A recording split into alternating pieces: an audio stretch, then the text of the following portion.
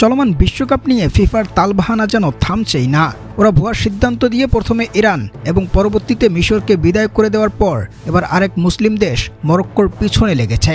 আর্জেন্টিনার পর এবার বাড়তি সুযোগ সুবিধা ওরা দিল ফ্রান্সকে, যেখানে ফ্রান্স ও মরক্কোর ম্যাচটা মাঠে গড়ানোর আগে ইতিমধ্যে হাকিমি ও ব্রাহিম দিয়াজদের বিদায় ঘণ্টাটা বাজানোর আভাস দিয়েই রাখল ফিফা।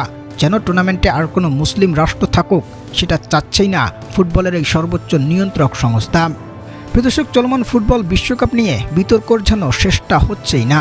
ইতিমধ্যেই মোট 6টা দেশ ফিফার বিরুদ্ধে অভিযোগ এনেছে একেবারেই সরাসরি, যার মধ্যে মিশরের সাথে ওরা যা করল তাতে ফুটবলের এই সর্বোচ্চ নিয়ন্ত্রক সংস্থার স্বচ্ছতা নিয়ে প্রশ্নবিদ্ধ করা হচ্ছে ইউরোপের দেশগুলো থেকে।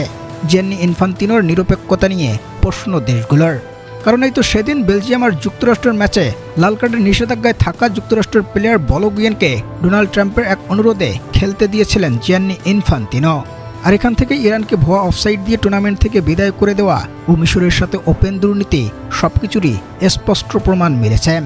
সব মিলিয়ে মহাচাপে পড়েছে আন্তর্জাতিক ফুটবল নিয়ন্ত্রক সংস্থা ফিফা। তবে এবার জিয়ান্নি ইনফান্তিনো যেন পিছনে লেগেছে মরক্কোর। দুই মুসলিম দেশ ইরান আর মিশরকে বিদায় করে দেওয়ার পর ওরা আর চাচ্ছে না টুর্নামেন্টে টিকে থাকুক মরক্কো।